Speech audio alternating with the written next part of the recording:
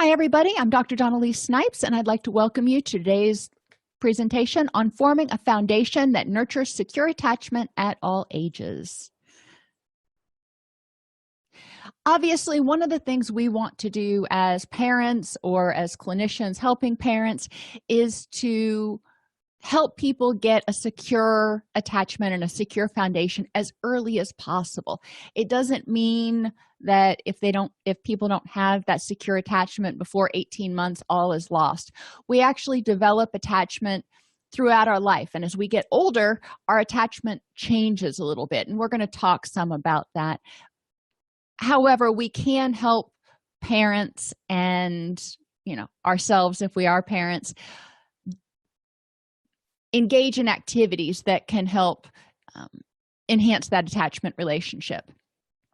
So we're going to start out by identifying the CARES approach to creating secure attachment. And I just kind of created the acronym CARES because I like acronyms. I don't know. We'll explore the needs of children in infancy, early childhood, and middle and high school to identify challenges that parents may face in maintaining that secure attachment, because children can be a little bit challenging sometimes. And we'll talk about ways to promote secure attachment in an age-appropriate manner. The way we interact with a teenager in order to maintain that secure attachment is going to be different than the way we interact with an infant. The CARES process. For secure attachment, the child or person must experience a sense of consistency from the caregiver or caregivers. They must feel like people are there and they can count on them being there. They must experience attention. And some people need more attention than others, and that's going to be dependent partly on the person. But all of us need our caregivers, our secure bases, if you will, to be able to give us attention when we need it. When we need to return to that home base for that comforting, we need our caregivers to be able to provide that attention, which isn't necessarily as easy if the parent or the caregiver is dealing with addiction or spousal abuse or mental health issues. They may have a lot more difficulty having the energy and ability to be attentive to the individual. Children need to experience responsiveness. When children experience distress, it triggers their attachment behaviors. They return to that home base. They return to the safety of that nest, if you will. Returning to that safety and having that home base there is only part of it. Responsiveness means not only mirroring, validating, active empathy, all that kind of stuff, whatever you want to call it, mirroring those feelings, but we also want to help children learn how to soothe. We want to help them calm down, and we call that upregulation, or just regulation, if you will. We want to help them start learning how to regulate their emotions. Children need to experience empathy and validation. We may not think it's a big deal, but it may feel like a huge deal to them. We want to make sure that we don't tell them that their feelings are not valid, that they're being silly or they're being overly dramatic. We want to empathize with how they're feeling and validate how they're feeling, and then go back up to that mirroring and upregulation and help them figure out, okay, now what do we do with it? Now that you feel this way, how do we improve the next moment? Which takes us down to solutions. With infants, when my son would get overheated, he got overheated a lot. He had difficulty regulating his temperature. So he would get overheated. He would start crying.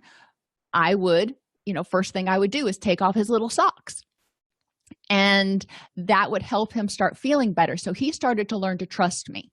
He started to learn to trust that the caregivers in his environment were going to take care of his distress, and because he couldn't do it. Think about, and I think I'm jumping ahead of myself here, but I will. Think about if you were in a hospital, heaven forbid you were in a hospital, you were in traction, and you couldn't move. You couldn't pull your covers up. You couldn't do anything. You couldn't get up to go to the bathroom. You have one leg up here and your arms are here, and you can't move. That's kind of akin to what an infant feels like. Infants can't get up and say, okay, I need to go to the bathroom, or I'm wet, let me change my diaper. They are entirely dependent on their caregivers. That's a scary place to be. That's a really scary place to be if you can't depend on somebody coming in to meet those basic needs. With older children, we're going to start helping them generate solutions, and we're going to talk about how to do that. The effects of a secure attachment at any age: the person feels lovable and worthy of support. The person says, when I'm having a hard time, I go back to my caregivers or my secure relationships, and they pay attention. They validate my feelings, and they don't just say, I don't have time for you right now, just go deal with it. They are there. They provide the attention. People with secure attachment learn that others are available and responsive. People are there to help them. With secure attachment, people develop good emotional regulation skills because from early on, they are being met with attentiveness and responsiveness. That caregiver is teaching them how to self-soothe. That caregiver is teaching them how to regulate their emotions. They have frustration and distress tolerance for the same reason. As caregivers, we can't always solve every problem. We shouldn't necessarily solve every problem either. So when that child comes to us and is in distress, sometimes we have to sit there and empathize with them and just sit in that distress for a moment and go, yeah, this really stinks right now. People with secure attachment have a sense of self-efficacy because they have had the encouragement and the courage to step out of their comfort zone and to try things and succeed a lot of the times, but not always. And when they don't succeed, they can come back and they can get soothed, they can get attention, they can get love, they can get all that stuff that they need. And they've learned that they can get outside that comfort zone, they can try things, and they can be successful. People with good attachment can tolerate ambiguity in life. They don't have to know everything that's going to happen all the time because they have supports. They know they have resources. They have a sense of self-efficacy. So if the wind blows a little bit of a different direction, they can deal with that. They're like, okay, well, let's drop back and punt here. They can deal effectively with others. They learn through those interactions, through those caring interactions, that they can communicate their needs in an assertive manner and they can get their needs met. But they also learn how to listen. And they can effectively problem solve and elicit assistance when needed. How do we make this happen? And that's really what we're going to talk about today. For infants, they have these biological needs. Think about Maslow's hierarchy. All of us have these biological needs. We need food when we're hungry. We need shelter and physical comfort. Give or take. You're not always going to be comfortable, but you need to feel safe and secure and, not be getting rained on in the middle of a class or something. You need protection from overstimulation. And this is really true of infants, but more and more it's becoming true of children, adolescents, and even adults, because the media and the technology can be so overstimulating. It's just constantly coming in. And I know some days I look at Facebook and I just can't even open it. I'm like, I can't take the input. There's just too much. It may be positive, it may be unpleasant, whatever it is, I cannot take any more input. With infants, overstimulation is easy to protect them from. When they start getting overstimulated, generally they start to close their eyes, they start to yawn, sometimes they start to get fussy, and it's important to protect them from that kind of overstimulation, which will trigger that HPA axis, that threat response system, make them fussier, more irritable, etc. They need to sleep when they're sleepy. This, seems like pretty common sense, but sometimes we get so caught up in our own time schedules and we've got to go to the store and we've got to do this, that sometimes we're expecting kids to nap on the way, and that's not good quality sleep. We need to make sure that children are getting the sleep they need, and they need contact. One of the things that is most helpful for preemies is what's called Kangaroo Care, and that's skin-to-skin contact with the primary caregiver. That contact is really important for developing bonding, as well as for regulating a lot of hormones, including oxytocin. Skin-to-skin contact is great. Obviously, you're not going to be doing skin-to-skin contact with, your 4-year-old, but children, even one-year-olds, 18-month, 2-year-olds, they need hugs. They need touch of some sort, and that helps them in their development. Infants, as well as the rest of us, also need safety. Remember, that's the next level in Maslow's hierarchy. Consistent presence is important. Now, we can't be there 24/7, and we're going to have to go to the bathroom. We're going to have to, maybe you sleep in your own room and the child sleeps in a crib in his or her own room. That's great. What we forget is children don't have object permanence. So as soon as you leave the room, you're gone. You've disappeared, which is why they find peekaboo so incredibly amusing, because you disappear behind the couch and then you reappear again, and they don't realize that you're just still there behind the couch. Object permanence, until it develops, is a source of anxiety, because when you disappear, they're like, oh my gosh, it's really, really scary. That's why children, especially young children, often cry more when they wake up, because they're trying to elicit their caregiver to come in and get them. I know when my children would wake up and they'd be laying in their crib, I'd hear them in there playing with their toys or cooing or doing whatever. I wasn't going to rush in and pick them up. I wanted them to learn to occupy themselves some. But when they would cry, certainly I would go in, or I would go in after a little while. But recognizing that children have this need, and in order to feel safe, they need to know that when they're in distress, their caregiver is going to show up. We need to protect them when they are experiencing the startle response. Loud noises cause children to startle. Loud noises cause me to startle, for goodness sake. Pain causes people to startle. We need to let the child know that sometimes loud noises are going to happen, and we'll help them self-soothe. We need to let them know, just like when they go to the doctor to get their shots, sometimes pain is going to happen, but we can help them self-soothe. Pain is only a temporary experience, and will help them feel better. Love and belonging. Yes, infants need that sense of love and belonging. They're not thinking to themselves, well, I wonder if he loves me or not.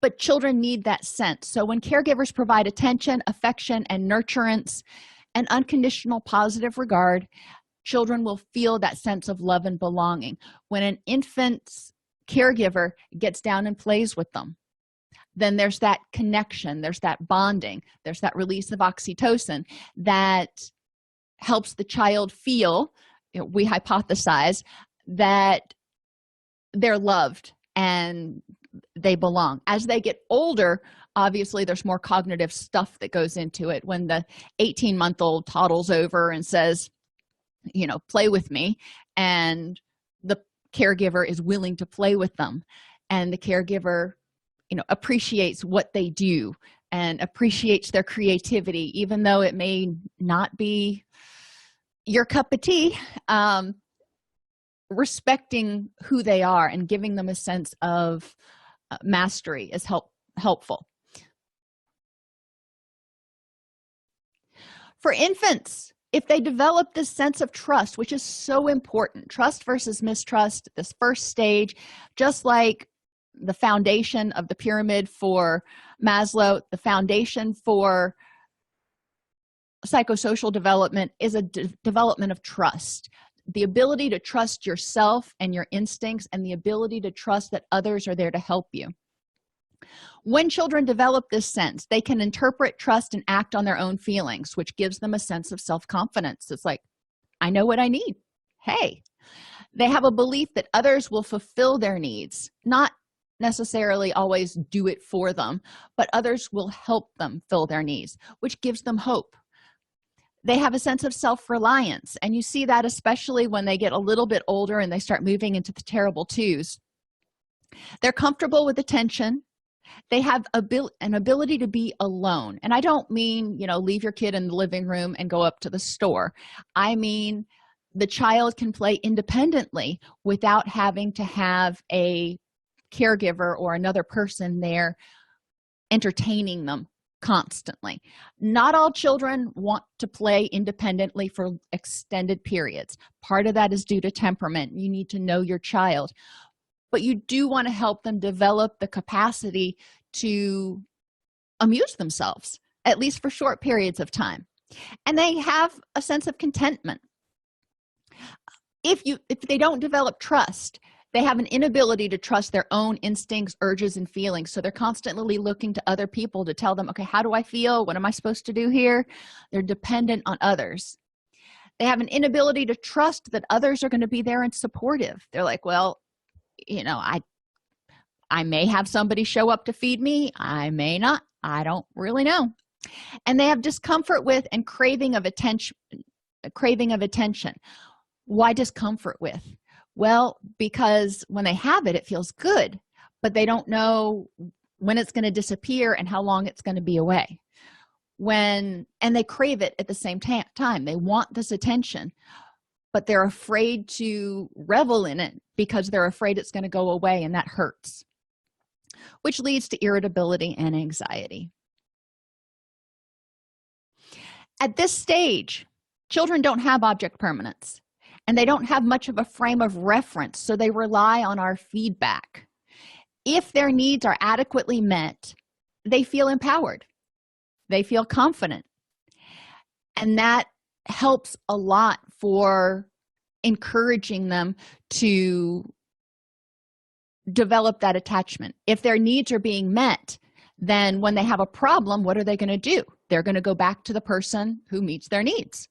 They are going to go back to that secure home base. They're going to go, I'm anxious, I'm scared, I'm tired, I'm whatever. And that's going to start forming that attachment.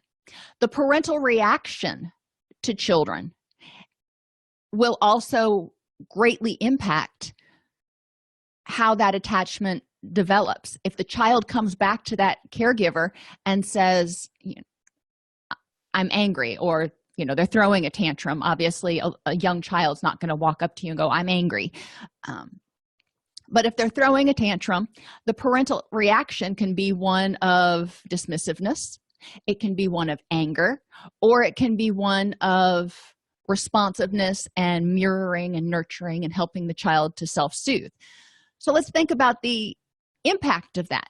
If a parent is too stressed out to be able to deal with Junior, then Junior, whenever Junior has a need, is going to feel like he or she isn't worthy of attention and responsiveness because he or she can't get it from caregiver, which is a problem.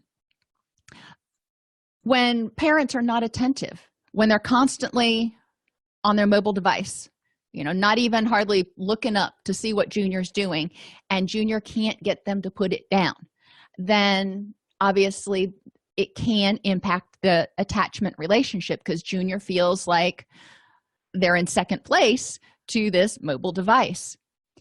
And when parents aren't consistent, one time Junior throws a temper tantrum and the caregiver meets with all kinds of responsiveness and upregulation and empathy, and it's wonderful. And the next time that Junior has a meltdown, the caregiver just gets angry and kind of loses their mind.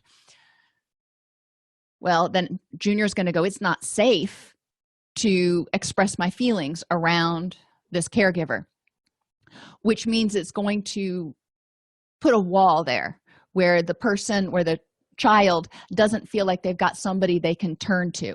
Children need to know that we love them even when they're choosing behaviors that we don't really appreciate.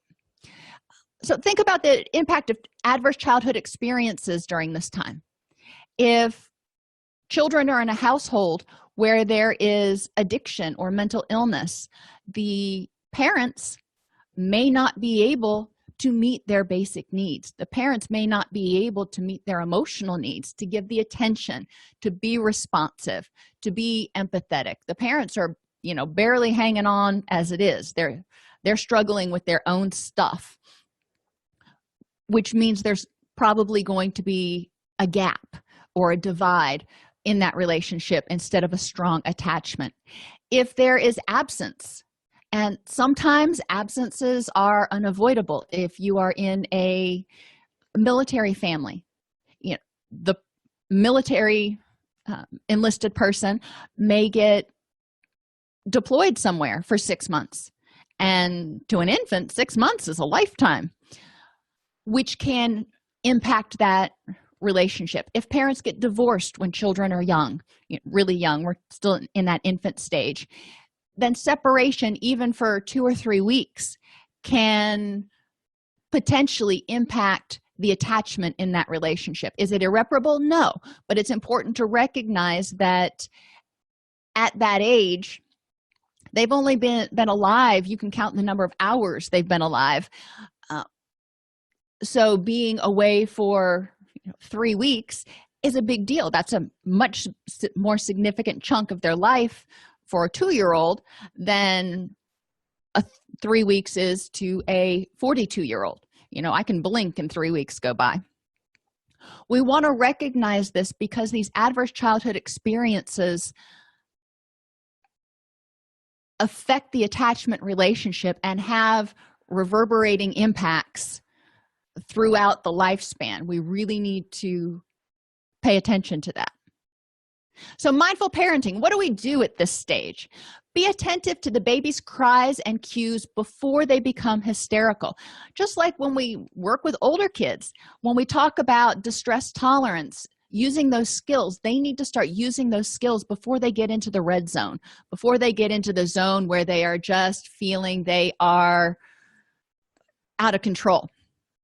It's really important to know your baby's cries, and there are 5 or 6, depending on which website you look at, 5 or 6 different cries that parents kind of get attuned to. The hungry cry, the sick cry, the tired cry, and being attentive to those instead of just putting a pacifier in it anytime the baby cries, actually figuring out what do they need. That helps children start figuring out and learning what they need, and it also forms a stronger bond because you're actually meeting their need and making the distress go away.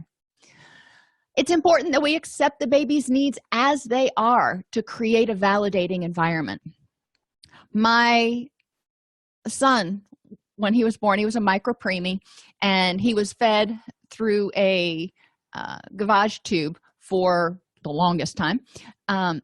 So he had gastric reflux really bad when he came home from the hospital because he had had a tube down his throat for so long. He couldn't sleep. Every time he would lay back, he would have reflux and projectile vomiting and everything else. It was exhausting, and it got very frustrating, and it was hard not to get angry. It was hard not to get frustrated. I knew he wasn't doing it on purpose. I knew he was hurting, and it frustrated me that I couldn't make his hurt go away. But I wanted him to sleep because I wanted to sleep. It was important there that my husband was able to tag team so we could accept Sean's needs as they were at that point in time. And he had to be vertical and, moving until we discovered Zantac. That was a wonderful thing. But creating a validating environment, not putting him down, going, you're being fussy, I'm just going to let you cry it out for the next 3 hours. making sure that we met his needs. Being consistent. If you're going to keep a consistent schedule, if you are going to be consistent in responding, not let the kid cry for 3 hours one time and then meet their needs immediately the next time. Making sure that you're consistent in meeting their needs. Making sure to calm yourself, because stressed parents produce stressed babies.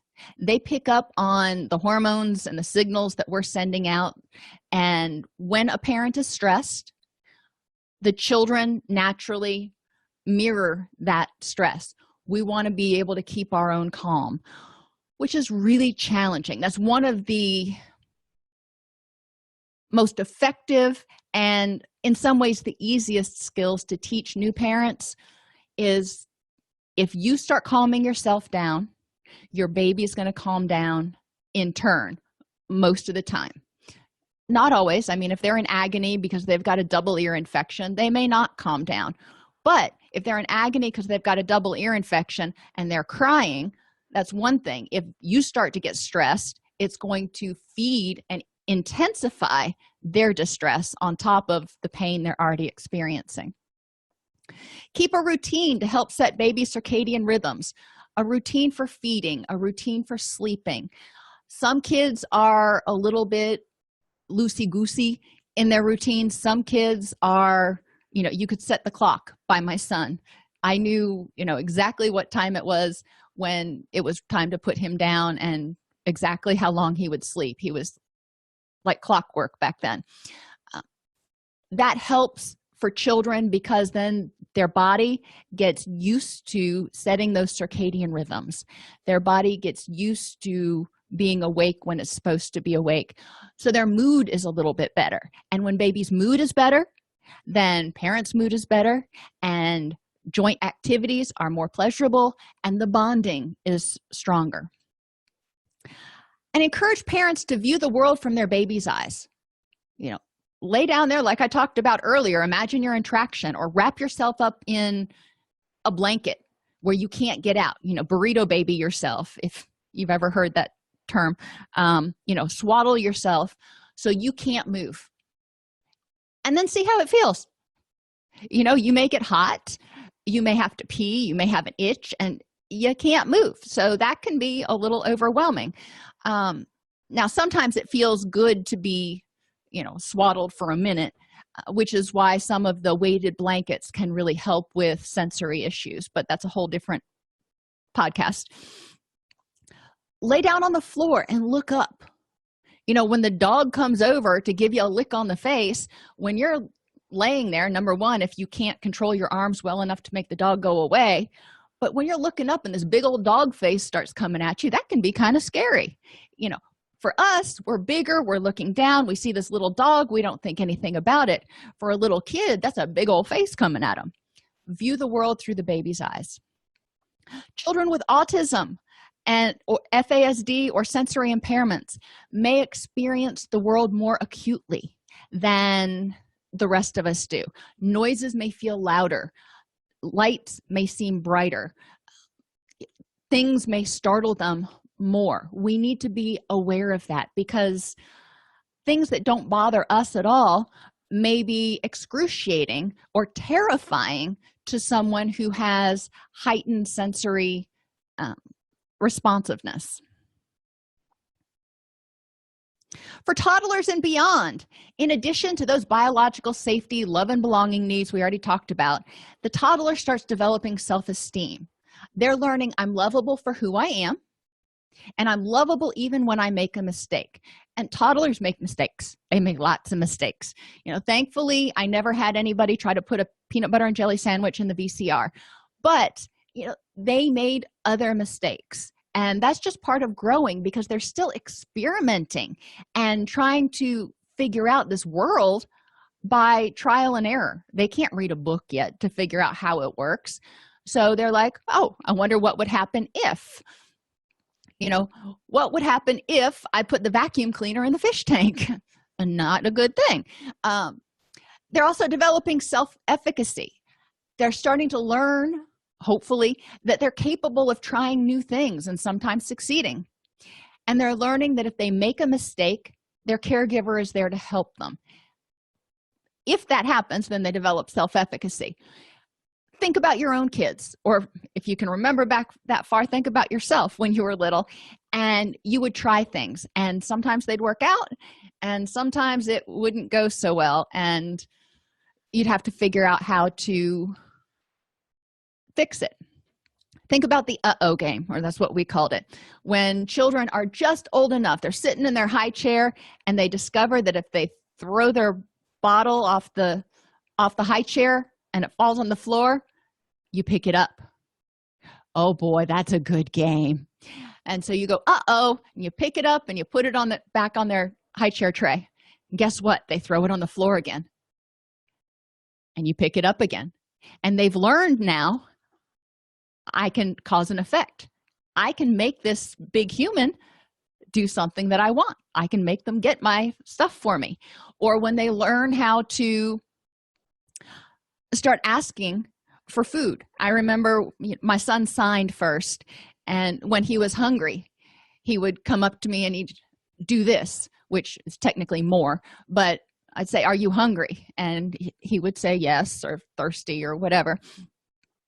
But that was empowering for him because he knew that when he was hungry, all he had to do was ask, and we would go, take care of business.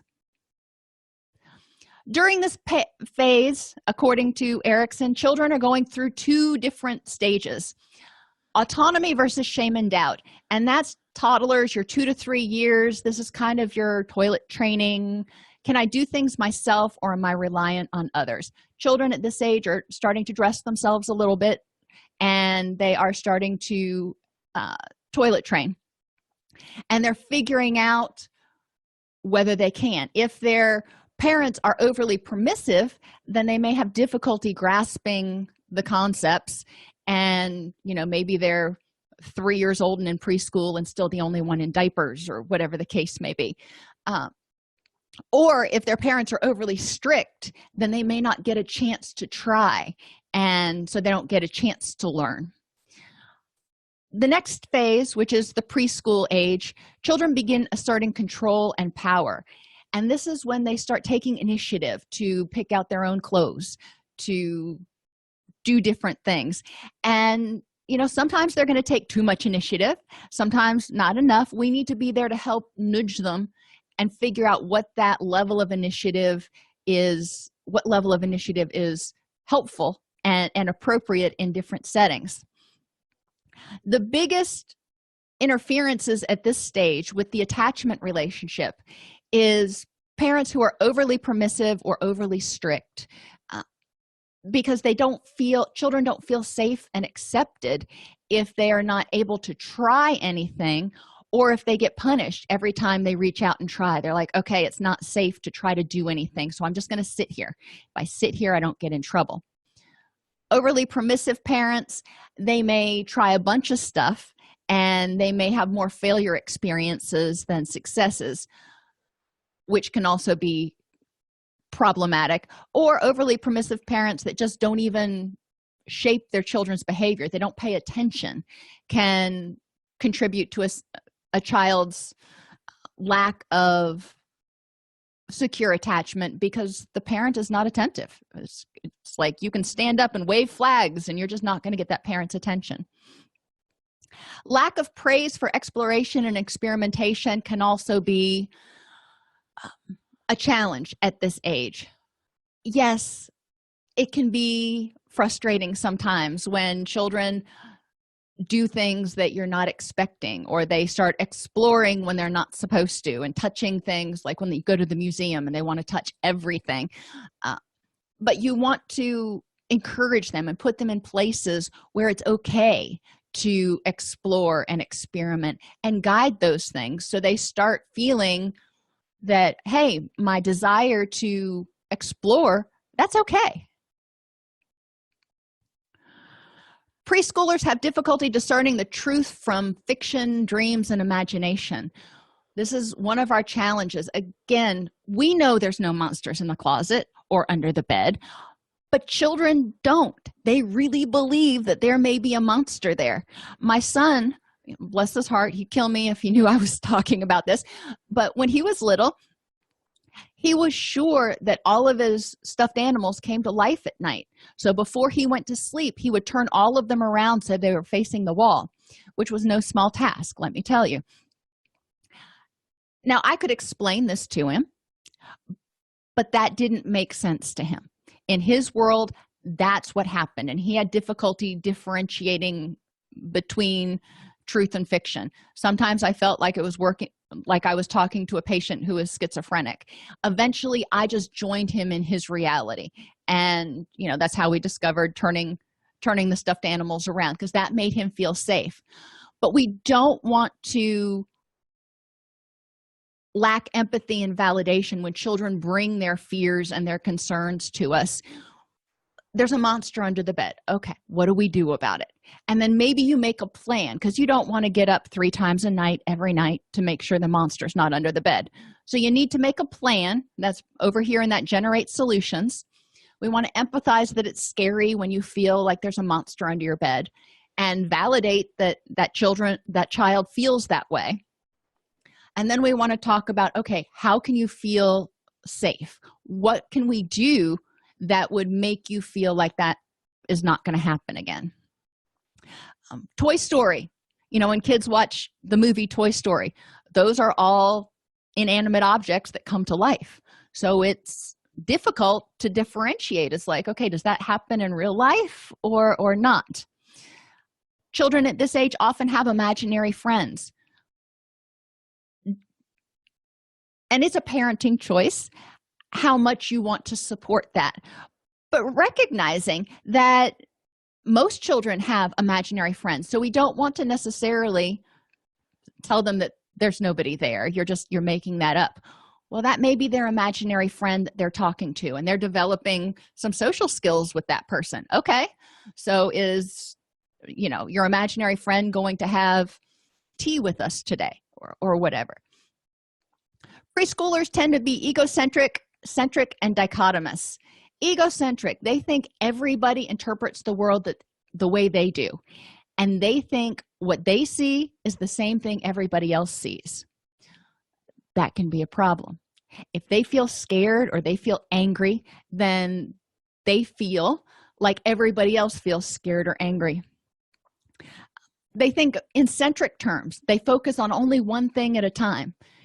You're at the playground and Jimmy has the basketball and Sally wants the basketball. Okay, egocentric and centric. Sally is focused on the basketball. She's not focused on what else could I do, how would Jimmy feel if I took the basketball from him. Sally's focused on I want the basketball, and that's what I'm focused on right now. And they think in dichotomous terms, all or nothing. I either have the basketball or I don't have the basketball. We want to help children at this stage develop empathy without invalidating how they're feeling. And this goes back to that consistency, attention, responsiveness, empathy, and solutions. Children are going to have disagreements. Children are going to get into situations where their egocentrism is not helpful. Lots of situations. Okay, we want to validate how they're feeling and empathize with them. But then we also want to help them soothe to get into their wise mind, and then generate solutions.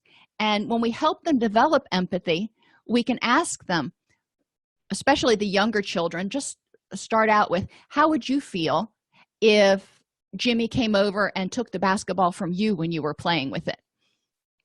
And then once the child identifies how they would feel, you can say, okay, so how do you think Jimmy felt when you went and took the basketball away from him? Try to help them start taking different perspectives. There's going to be a lot of coaching at this age. Children at this age typically love to play make-believe, and for some of us parents, it's really hard to find our make-believe. I struggled with that the entire time my kids were young. But make-believe and playtime can be great for teaching interpersonal skills. You can teach turn-taking. We'll play cars for a while, and then we'll go over here and do a puzzle. You can take turns on, who's doing what in different games. You can use playtime and imagination to teach communication, asking the child, what do you want to do? Or why don't you tell me how we play this game? My kids always were making up games. Or if you're imagining that you're going into space on a spaceship, tell me where we're going, who's going to be there.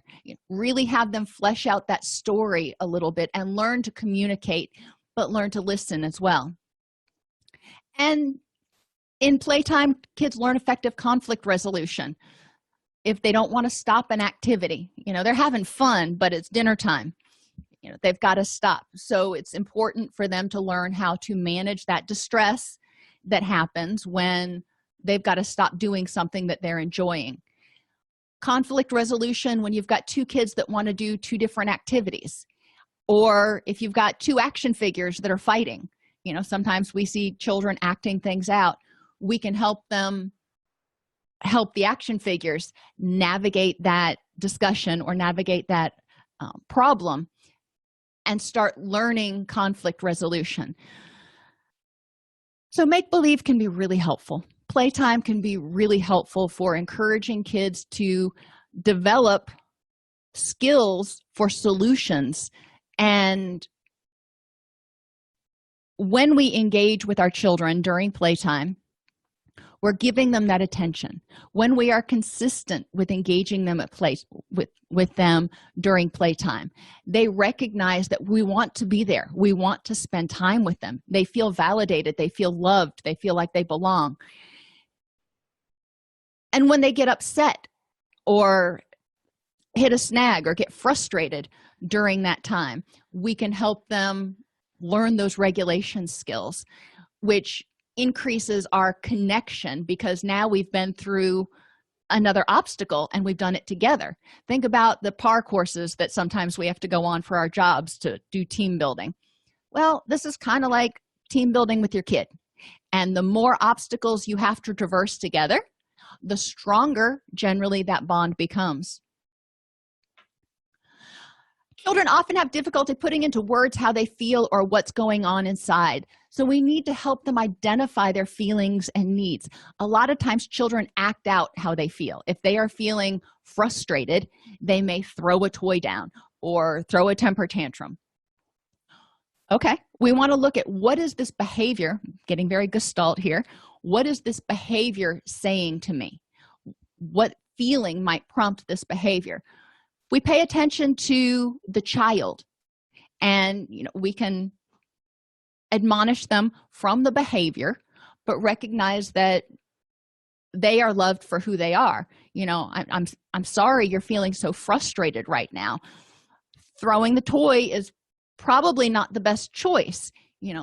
What can we do to calm down for a few minutes? And young children, you probably have to just help them, whether it's taking them on a walk or taking a timeout of some sort, and then helping them generate solutions for how to solve that problem. Go back to the problem that they were facing and go, okay, how can we fix this problem that's going on? Help children identify and address feelings and needs before they get into the red zone.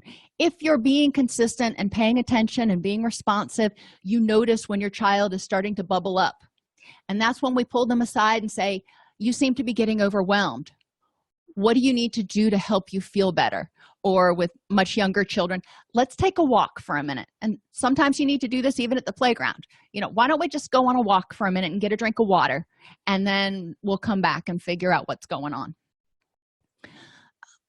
Children use everyday objects in conventional and unconventional ways, which, I said can be kind of frustrating sometimes. And we need to honor their creativity in the right time and place. We don't want to be the no person, because that sets a divide between us in our relationship. We want to be the sometimes person and respect their creativity. And when we have to say no, we want to give them a reason for why. You can't bang the pots and pans when daddy's trying to sleep. What can we do that's quieter? Provide an alternative for them. Children, pots and pans, they'll pull them out and they will make their own little one-man band. My children were a little bit of a strange group, but my daughter wanted to make a froggy amusement park. She loved the little frogs that hung out in our pond, and so she got a baking sheet out, and we put some mud in it and made a little amusement park for them. Okay, whatever, not using that baking sheet again, but you get where we're going.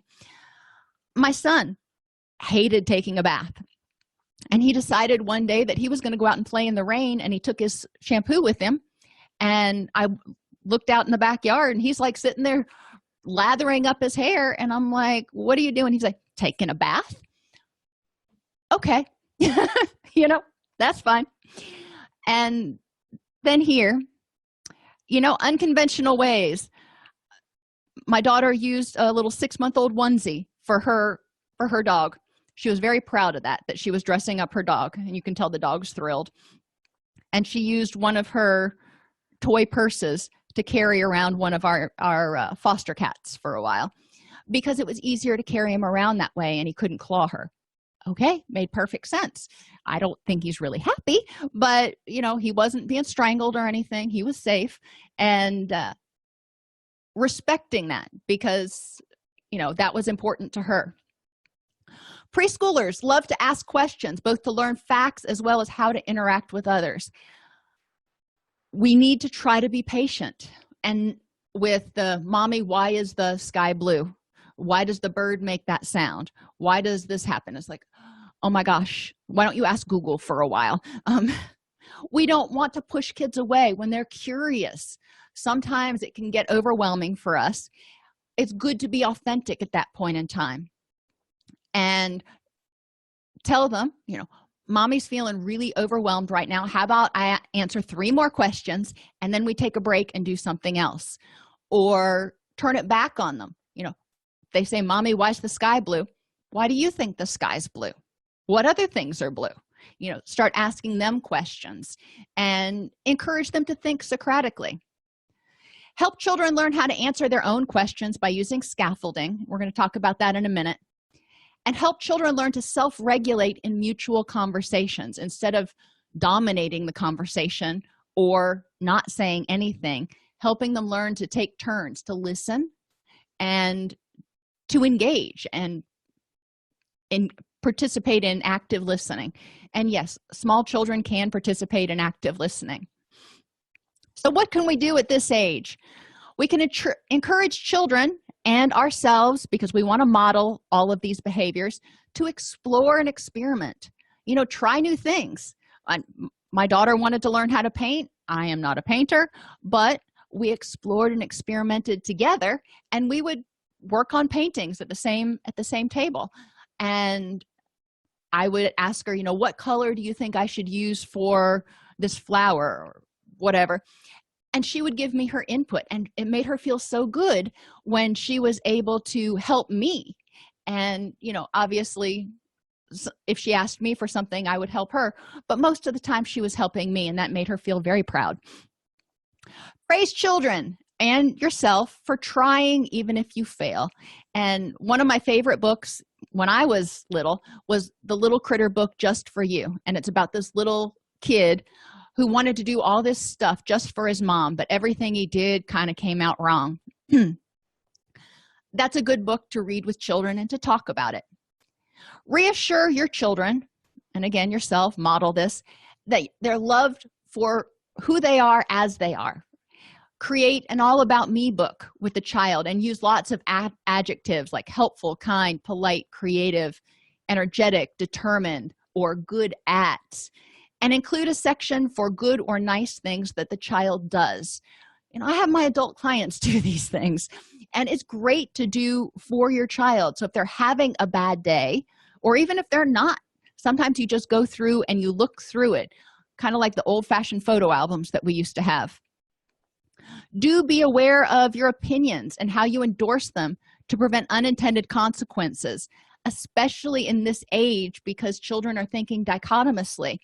And if you are being disparaging of something, then if that's something they identify with, they may think that you don't like them. For example, if you are being disparaging of people with different sexual orientations, and they are, you know, as they start to grow up, they start thinking that they may have a non-binary sexual orientation. Well, if they've heard all this stuff when they were little about that being bad, then they may be afraid to tell you. So it's important to be aware of what you say in front of your children. Practice family mindfulness at breakfast, after school, and at bedtime. Ask what the best and worst things that happened that day. Pay attention to verbal and nonverbal cues to help children label their feelings. And this is even older than preschool. I still do this with my kids. I'm like, you seem kind of flat today. You want to tell me what's going on? Use feeling words and pictures. For most children that are toddler preschool age, happy, frustrated, angry, jealous, sad, guilty, overwhelmed, and scared hits most of them. You don't need that huge vocabulary at this time. However, using those picture posters with those words and images can help children start developing that emotional vocabulary. Help children learn to identify sensations, urges, and feelings that are associated with their emotions, because in order to upregulate themselves, in order to learn to self-soothe, they've got to know what's going on, and they've got to recognize those sensations, urges, and feelings so they can start emotion regulation before they get into that red zone. Teach children to check in with themselves periodically, just regular mindfulness. And help children to learn to tolerate emotions. And not all of the distress tolerance activities are great for young children, but some of them that are include activities. When a child is having a bad moment, when they're having a meltdown, when they're overwhelmed, sometimes they need to do like my son used to do and just go sit in his room quietly because he was overstimulated. Other times children need to go on a walk or color. Kids will get a lot of information out when they're coloring, or play something. Maybe they need to act out something. Encourage them to find activities that they can do that might be able to distract them for a few minutes until they can, get more into their wise mind, if you will. Encourage them to do things that elicit the opposite emotions. Start telling them knock jokes or tickling them or whatever. After you've empathized and validated and everything, we're going to start talking about improving the next moment, and then start offering encouragement. Provide instructions objectively or pictorially to enhance your effectiveness. I used to take a picture of my kids' room so they knew what clean looked like in my definition. This is what the room should look like when it's clean. And this isn't their room, but it was a picture I found. For their nighttime routine, use pictures because, at this age, they're probably not reading, so they know what they're supposed to do when they're supposed to do it. Only provide one task at a time. Children can't remember, 3 or 4 things. So if you want them to go take a bath, then have them take a bath, and then ask them to brush their teeth, and then tell them, okay, let's go read a story. Start encouraging empathy. When you're watching a show together, you're paying attention to them, stop it periodically and say, how do you think Dora felt when that happened? Encourage them to start thinking about how other characters might have felt. Use scaffolding to assist with problem solving and efficacy. Scaffolding steps or parts make suggestions for what they could do. Ask probing questions, include limited response. So if you want your kid to start figuring out how to dress themselves, you may not say, well, what are you going to wear today? And let them have free reign of the whole closet. You may put 4 outfits out on the bed and say, which one of these would you like to wear today? And then gradually let them have more choices. Use demonstrations, like when you're teaching a child to tie their shoes. Introduce a prop. You can use a pictorial poster for what they do first, second, third, and fourth. Provide support. Discuss their plan. You want to make a grilled cheese sandwich. That's advanced for toddlers, but whatever. What do you need to do first? You need to get the bread out. Okay, what do you need to do next? You need to get the pan out.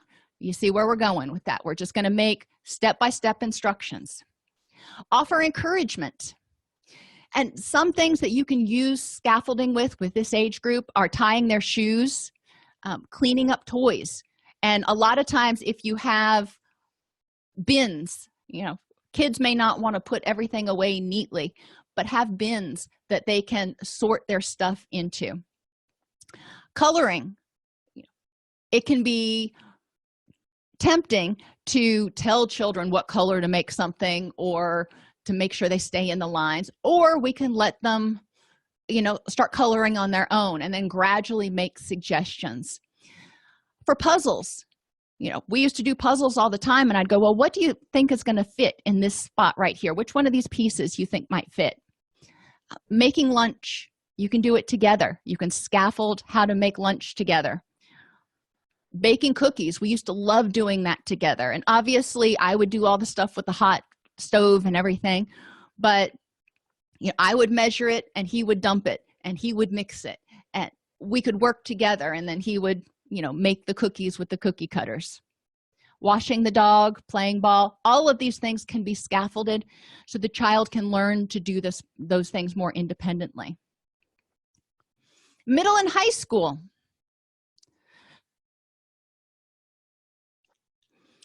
Is the industry and inferiority, or industry and identity stages. What am I good at and who am I? This is a time of exploration physically, recreationally, academically, and socially. So they're doing a lot of stuff. They're away from the house a lot, and they're trying a lot of new things, and they're learning a lot of new things, but they need that secure home base to come back to. But their needs are changing. There are differences in physical development between them and their peers, which can make them feel like they don't belong, if they haven't started to develop yet, or if they've developed faster than everybody else. There's a lot of desire to fit in and to belong, and also to become more independent. What we face as parents, or challenges we face, are allowing those secure attachments with others, allowing them and being okay with them turning to their best friend when they've got a problem instead of coming to us, which the first few times it can feel devastating, but recognizing that that is how they are starting to expand their attachment network. Understand increasing conflict as an effect of individuation. As they start to cut that proverbial umbilical cord, they are going to become more resistant to sometimes doing the things that we want to do, because they're trying to decide what they want and what matters to them. We need to set and maintain consistent limits and rules, but use rationales. And we want to be responsive, validate how mad they are and how unfair they think we're being, and explain to them why we're putting that rule in place. We're empathizing, we're validating, and we're helping them, again, learn to regulate those really powerful hormones and emotions. We need to negotiate increased responsibility to let them individuate so they feel safe and accepted. They don't feel like we're mad at them, or they're not afraid that we're going to turn our backs on them as they get older. We need to be authentic and empathetic even during disagreements, recognizing that they're going to have their own points of view at a certain age, and we are going to accept them and love them for who they are, regardless of whether we share the same opinions. We need to model emotion regulation and distress tolerance and give praise. Help them prevent vulnerabilities, because it's easier to deal with life on life's terms when you do prevent those vulnerabilities, and you can look into dialectical behavior therapy for that. Sustain a goal-directed partnership. Be able to sit down and have discussions about, okay, this is what I need to happen, and this is what you want to happen. I need your room cleaned. You want to go to the football game tonight. How do we make this a mutually acceptable situation? And ensuring children know that you're supportive in spirit. We're not going to be there a lot of the time in person anymore when they get to be teenagers, but knowing in their hearts that we're there in spirit and we can be there is really important to maintaining that attachment in adolescence. Children need different things at different developmental stages due to their cognitive capabilities as well as their psychosocial needs. The key to attachment is creating an environment in which children feel safe, loved, and unconditionally accepted. CARES is the acronym that represents what you need to do to establish secure attachment.